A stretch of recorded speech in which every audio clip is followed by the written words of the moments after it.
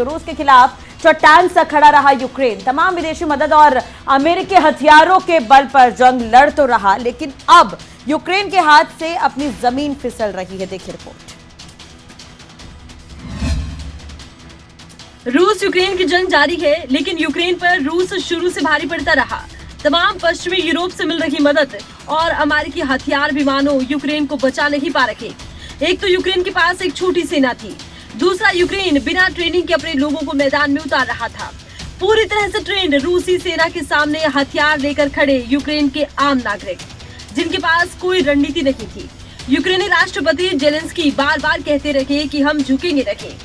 उन्हें पूरा भरोसा था कि अमेरिकी हथियार और पश्चिमी यूरोप से मिल रही मदद के सहारे वो रूस से ये जंग जीत लेंगे, लेकिन रूस की रणनीति यूक्रेन पर भारी पड़ गई।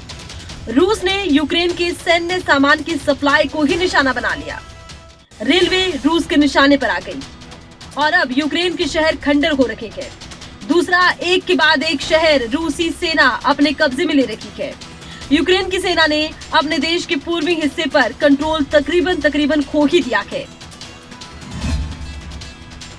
रूस और यूक्रेन की अगर तस्वीरें हम देखें तो यूक्रेन वाकई खंडहर में तब्दील हो चुके हैं, यानी कि 100 दिन से ज्यादा का वक्त हो चुका है युद्ध को, लेकिन अब यूक्रेन कहीं ना कहीं बैकफुट पर आता नजर आ रहा है। इधर अमेरिकी राष्ट्रपति जो बाइडेन के प्रशासन ने ऐलान किया है कि वो भारत, इजराइल, यूएई के साथ नई साझेदारी करने जा रहा है, जिसे क्वाड नाम दिया गया है। देखिए रिपोर्ट।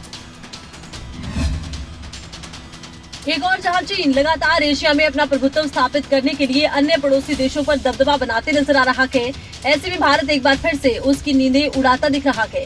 दरअसल अमेरिका, यूएई और इजराइल के साथ भारत की एक नई साझेदारी शुरू होने जा रही है, जिसे 12U2 का नाम दिया गया है। अमेरिकी राष्ट्रपति जो बाइडेन के प्रशासन ने ऐलान किया कि भारत के साथ एक और क्वाड में अमेरिका शामिल होने जा रहा है। बाइडेन प्रशासन के अनुसार भारत, इजराइल, यूएई और यूएस की साझेदारी वाली नई चौकड़ी को 12U2 कहा जा रहा है। बाइडेन प्रशासन के अनुसार बताया जा रहा है कि इसी महीने अगले सप्ताह अमेरिकी राष्ट्रपति जो बाइडेन भारतीय प्रधानमंत्री नरेंद्र मोदी के साथ 12U2 की वर्चुअल समिट में शामिल होंगे। फिलहाल ज्यादातर देशों की नजरें इस महीने के अंत में होने वाली G7 शिखर बैठक पर अड़ी है। इस दौरान भारतीय प्रधानमंत्री नरेंद्र मोदी एक बार फिर से अमेरिकी राष्ट्रपति जो बाइडेन से मुलाकात करने जा रहे हैं। भारत लगातार विकसित और विकासशील देशों के साथ खड़ा हुआ नजर आ रहा है। इस समिट में भारत भी पहुंचेगा और ऐसे में प्रधानमंत्री की जो बाइडेन से मुलाकात काफी अहम मानी जा रही है। महत्वपूर्ण समझौतों पर भी बातचीत हो सकती है अमेरिका के साथ भारत की। इधर अगर हम बात करें नेशनल हेराल्ड मामले की, तो राहुल गांधी से ईडी की पूछताछ जारी है। कांग्रेस कार्यकर्ता ने जोरदार यहां पर प्रदर्शन किया है और अलग अलग जगहों पर कांग्रेसी कार्यकर्ता जो है वो नजर आ रहे हैं ईडी दफ्तर के बाहर। देखिए रिपोर्ट। राहुल गांधी से ईडी की पूछताछ से ठीक पहले कांग्रेस दफ्तर के बाहर बवाल शुरू हो चुका है। कई कांग्रेस कार्यकर्ताओं ने जोरदार प्रदर्शन किया, जिसके बाद पुलिस ने उन्हें वहां से हटाने की कोशिश की। इस दौरान पुलिस और कांग्रेस कार्यकर्ताओं के बीच झड़प भी देखने को मिली। पुलिस ने कुछ कार्यकर्ताओं को हिरासत में भी लिया। राहुल से पूछताछ को लेकर कांग्रेस की तरफ से प्रेस कॉन्फ्रेंस भी की गई, जिसमें कांग्रेस के नेताओं ने मोदी सरकार पर जमकर हमला बोला। छत्तीसगढ़ के सीएम भूपेश बघेल ने कहा कि बीजेपी का जो राष्ट्रवाद है वो आयातित राष्ट्रवाद है। उस राष्ट्रवाद में जो भी विरोध करता है उसे दबा दिया जाता है और कुचल दिया जाता है। कांग्रेस दफ्तर के बाहर प्रदर्शन कर रही महिलाएं कार्यकर्ताएं पुलिस से भिड़ गईं। प्रदर्शन कर रही महिला कांग्रेस कार्यकर्ताओं को पुलिस ने हिरासत में भी लिया। दूसरी तरफ कांग्रेस ने प्रेस कॉन्फ्रेंस कर मोदी सरकार पर हमला बोला। राजस्थान के सीएम अशोक गहलोत ने कहा कि पीएम मोदी और गृह मंत्री अमित शाह राहुल गांधी को जानबूझकर निशाना बना रहे हैं।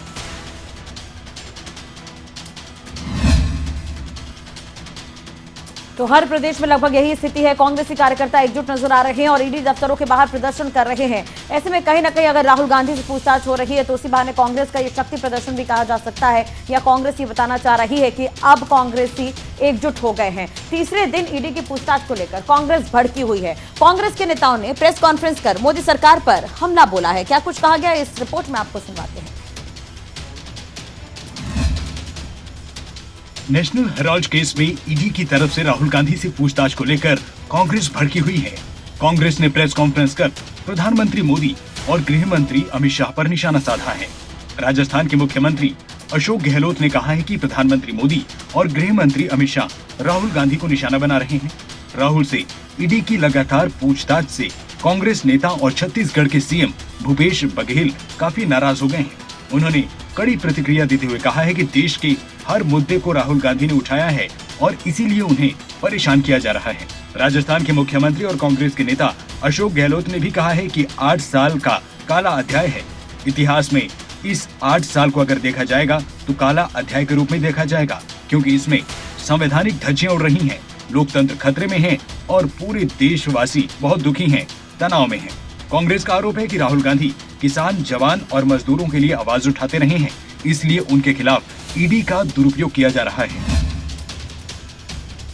गांधी परिवार कहीं न कहीं निशाने पर है, साथ के साथ कांग्रेस पार्टी भी निशाने पर है। हालांकि कांग्रेस का ये कहना है कि जानबूझकर ये कार्रवाई की जा रही है। इतना पुराना मामला है और इस पर अब पूछताछ की जा रही है। 3 दिन हो गए पूछताछ को। इधर सिंगर सिद्धू मूसेवाला की अगर हम बात करें तो हत्या के मामले में लगातार एक के बाद एक खुलासे हो रहे हैं। लॉरेंस बिश्नोई को मानसा कोर्ट में पेश किया गया। देखिए रिपोर्ट। पंजाबी सिंगर सिद्धू मूसेवाला की हत्या के मामले में गैंगस्टर लॉरेंस बिश्नोई को मानसा कोर्ट में पेश किया गया। यहां से उसे पंजाब की पुलिस को 7 दिन के रिमांड पर दिया गया है। रिमांड के दौरान उससे हत्याकांड के संबंध में सवाल जवाब किए जाएंगे। बीती कल ही दिल्ली की कोर्ट ने पंजाब पुलिस को बिश्नोई की ट्रांजिट रिमांड दी थी। मूसेवाला हत्याकांड की जाँच कर रही पंजाब पुलिस को गैंगस्टर बिश्नोई को 7 दिन के रिमांड पर दिया गया है। गैंगस्टर को मुख्य न्यायिक मजिस्ट्रेट के सामने पेश किया गया। पेशी के दौरान मानसा में भारी पुलिस बल तैनात रहा। खास बात है कि सिंगर की हत्या के बाद कनाडा के गैंगस्टर गोल्डी बराड का नाम भी सामने आया। खबरें हैं कि उसने फेसबुक पोस्ट के जरिए मूसेवाला की हत्या की जिम्मेदारी ली थी। ये भी कहा जाता है कि बराड बिश्नोई का करीबी है। जब दिल्ली से पंजाब पुलिस की टीम सुरक्षा काफिले के साथ लॉरेंस बिश्नोई को लेकर पंजाब के लिए रवाना हुई तो काफिले में 2 बुलेट प्रूफ गाड़ियां और 18 गाड़ियों में सवार पंजाब पुलिस के 50 अधिकारी और जवान शामिल थे। इस काफिले को दिल्ली की सीमा तक दिल्ली पुलिस ने अपनी सुरक्षा मुहैया करवाई। 29 तारीख को सिद्धू मूसेवाला की हत्या और एक के बाद एक नए खुलासे। लॉरेंस बिश्नोई मास्टरमाइंड माना गया है और यही कारण है कि दिल्ली कोर्ट की तरफ से पंजाब पुलिस को इजाजत दी गई कि वो लॉरेंस बिश्नोई को गिरफ्तार कर सकती है। इधर मोहाली के खरड़ से गैंगस्टर लॉरेंस बिश्नोई को एक खुफिया जगह पर शिफ्ट कर दिया गया है। लॉरेंस की जान को खतरा देखते हुए ये फैसला लिया गया है। दिल्ली की तिहाड़ जेल से पंजाब लाए गए गैंगस्टर लॉरेंस को मानसा कोर्ट ने 7 दिन की पुलिस रिमांड पर दे दिया। अब लॉरेंस से पंजाबी सिंगर सिद्धू मूसेवाला की हत्या के मामले में पूछताछ होगी। पूछताछ से पहले मोहाली के खरड़ स्थित CIA staff office Lawrence Bishnoi को लाया गया। करीब 1.5 घंटे पूछताछ के बाद लॉरेंस बिश्नोई को एक खुफिया जगह पर शिफ्ट कर दिया गया है। लॉरेंस की जान को खतरा देखते हुए ये फैसला लिया गया। वहाँ एंटी गैंगस्टर टास्क फोर्स उससे पूछताछ करेगी। लॉरेंस की सुरक्षा को लेकर उसके वकील ने सवाल खड़े किए थे। वकील ने लॉरेंस के फेक एनकाउंटर का खतरा बताया था। अब लॉरेंस के आसपास कड़ा सुरक्षा घेरा है। चुनिंदा अफसरों को ही लॉरेंस बिश्नोई के करीब जाने की इजाजत है। पंजाबी सिंगर सिद्धू मूसेवाला की हत्या के 2 घंटे बाद कनाडा में बैठे गैंगस्टर गोल्डी बराड ने हत्या की जिम्मेदारी ली थी। गोल्डी गैंगस्टर लॉरेंस का करीबी है, इसलिए इसमें लॉरेंस बिश्नोई की भूमिका तय मानी जा रही है। सिद्धू मूसेवाला की हत्या के बाद से ही कई गैंगों ने खुलासा किया था और यही कारण है कि लॉरेंस बिश्नोई को जब पंजाब पुलिस गिरफ्तार करके लेकर आई है तो वो कई लोगों के निशाने पर है और यही कारण है कि अब लॉरेंस बिश्नोई की सुरक्षा भी बढ़ा दी गई है। इधर जम्मू कश्मीर के शोपिया में आतंकियों और सुरक्षा बलों के बीच मुठभेड़ में 2 आतंकवादी मारे गए हैं, जिसका संबंध आतंकी संगठन लश्कर-ए-तैयबा से बताया जा रहा है।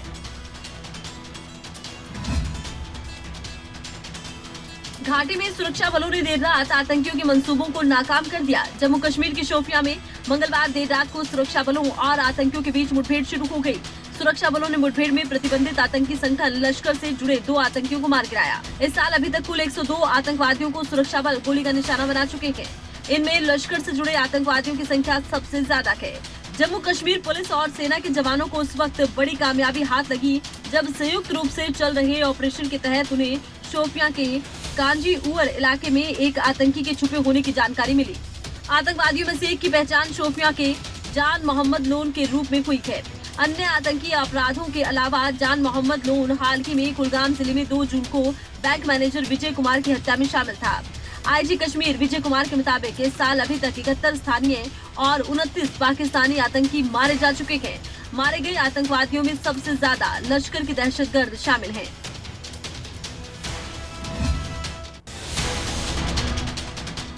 इधर घाटी में गैर मुस्लिमों की हत्या का मामला देखने को लगातार मिल रहा है। वहीं दूसरी तरफ टास्क फोर्स की अगर हम बात करें तो कई आतंकवादी ठिकानों पर लगातार सर्चिंग ऑपरेशन चलाए जा रहे हैं और यही कारण है कि सुरक्षा बलों को सफलता भी लगातार मिल रही है। इधर देश में कोरोना की बात करें तो 24 घंटे के अंदर कोरोना के 8,822 नए केस मिले हैं। पिछले 3 महीने में एक दिन के अंदर मिले ये सबसे ज्यादा मामले बताए जा रहे हैं।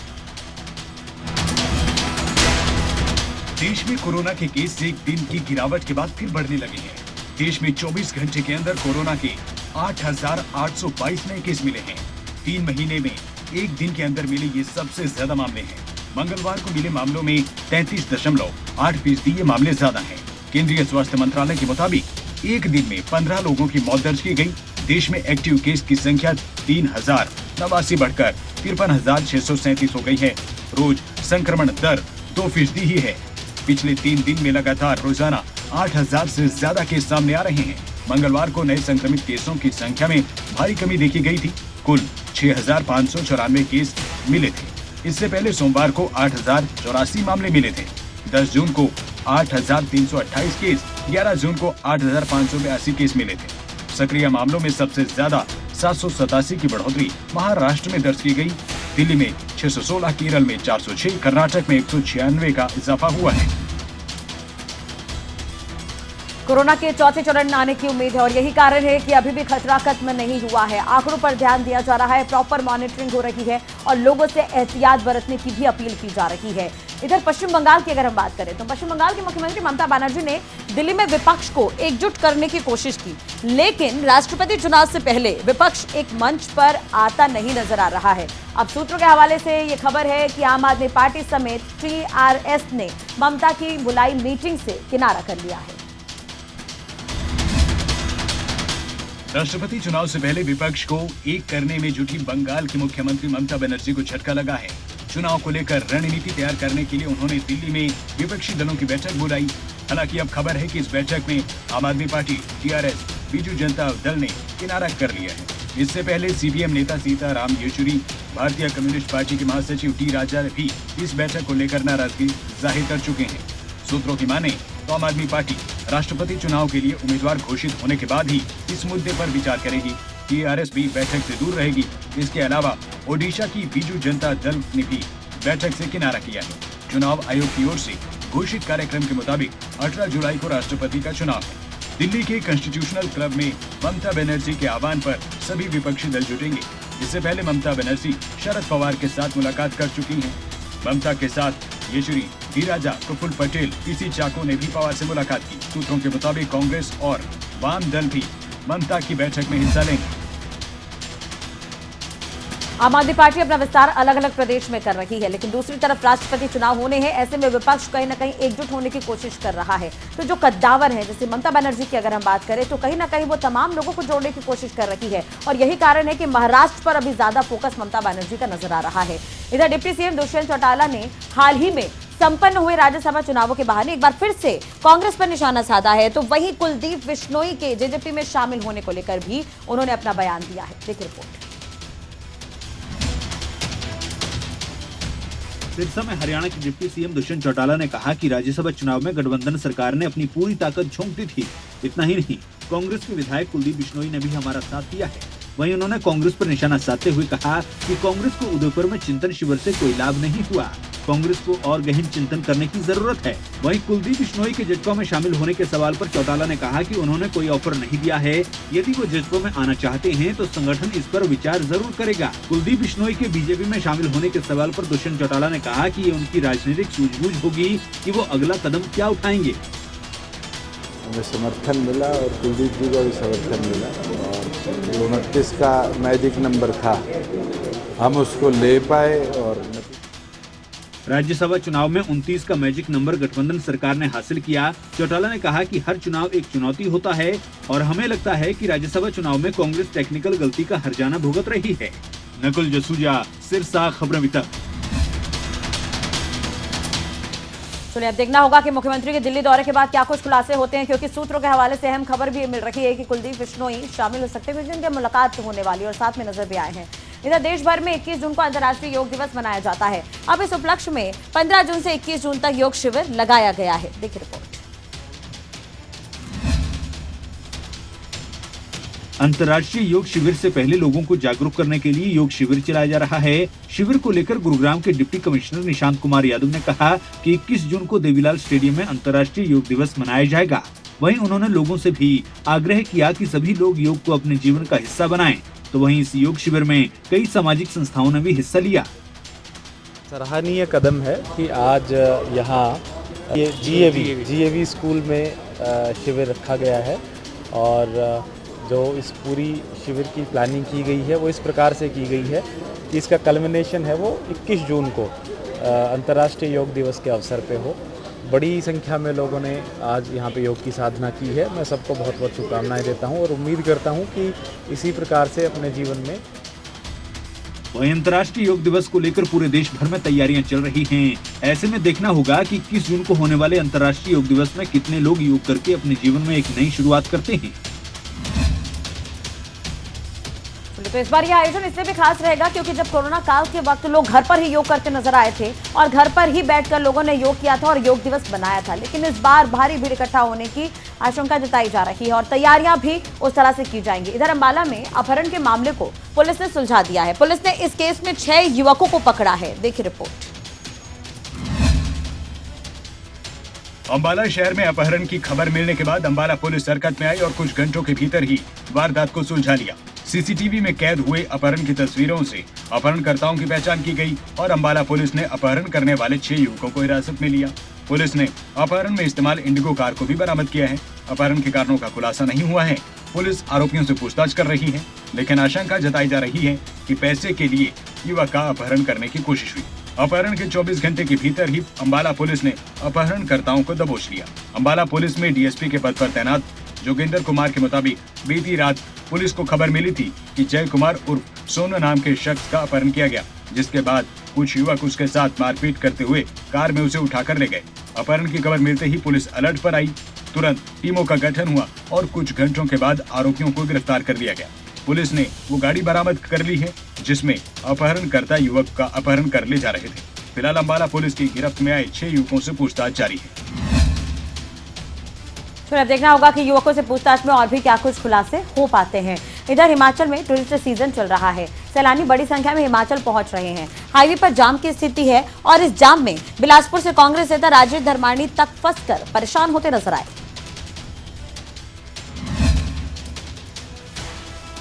हिमाचल प्रदेश में टूरिस्ट सीजन चल रहा है। ऐसे में हिमाचल प्रदेश में जाम की समस्या बढ़ने लगी है। बिलासपुर में national highway 205 Chandigarh Manali highway पर वाहनों की संख्या ज्यादा होने की वजह से जाम लगना आम बात हो गई है।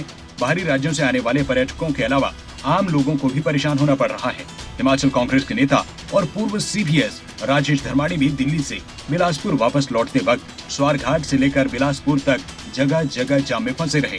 स्वारघाट से बिलासपुर पहुंचने में उन्हें 4 घंटे का वक्त लग गया। उन्होंने नौणी पहुंचने पर एसपी बिलासपुर से फोन पर बात की, जिसके बाद जाम में थोड़ी राहत मिली। कांग्रेस के नेता राजेश धर्माणी ने कहा कि गर्मियों के टूरिस्ट सीजन में सरकार को इस तरह की समस्या से निपटने के लिए तैयारी करनी चाहिए, क्योंकि इन दिनों में भारी संख्या में टूरिस्टों के आने से नेशनल हाईवे पर टारिंग होने से जाम लग जाता है। बाहरी राज्यों से आने वाले सैलानियों के अलावा आम लोगों को भी परेशानी का सामना करना पड़ता है।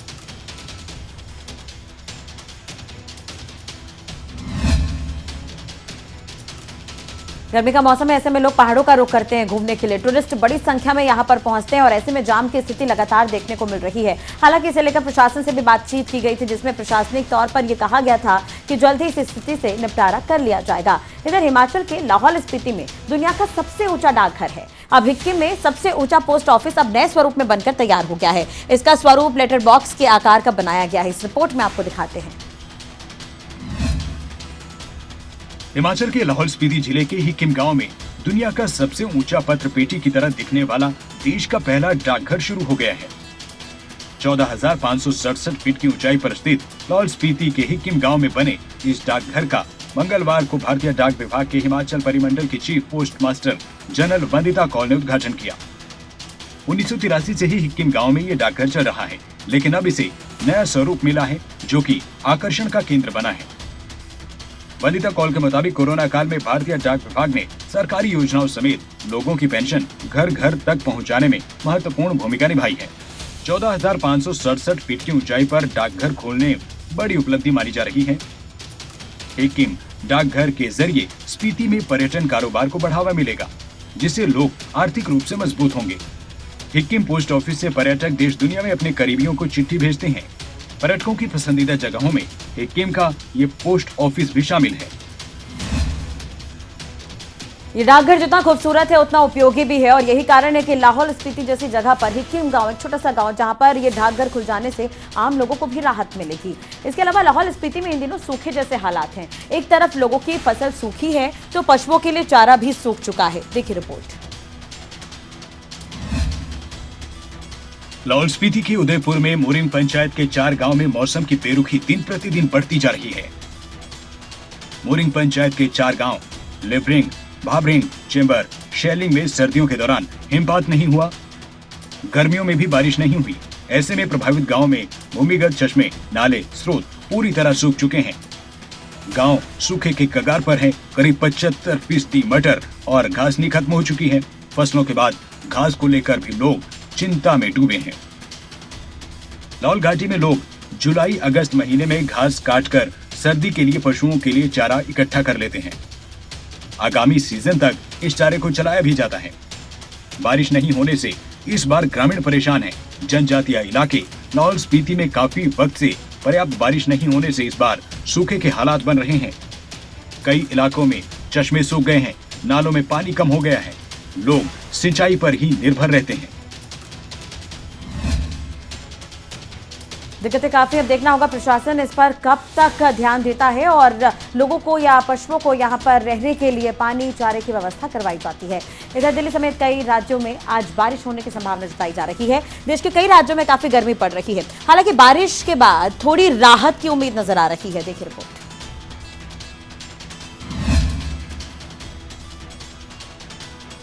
दिल्ली एनसीआर में मंगलवार से ही मौसम का मिजाज बदल गया है।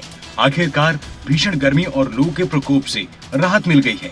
मौसम विभाग का पूर्वानुमान है कि आने वाले दिनों में पश्चिमी विक्षोभ के सक्रिय होने से पश्चिमी हिमालयी क्षेत्र और आसपास के मैदानी इलाकों में गरज के साथ बारिश हो सकती है।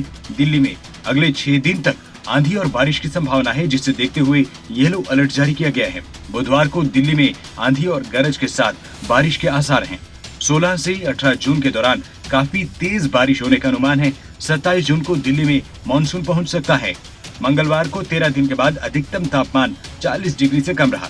दिल्ली में इस गर्मी के सीजन में 26 दिनों तक अधिकतम तापमान 42 डिग्री सेल्सियस के ऊपर रहा है।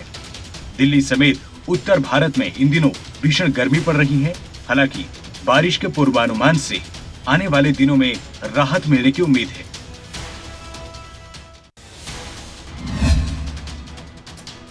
इस बार गर्मी ने सारे रिकॉर्ड तोड़ दिए हैं और इंतजार केवल बारिश का किया जा रहा है। तो आजकल में मानसून के आने की संभावना भी मौसम विभाग ने जताई है।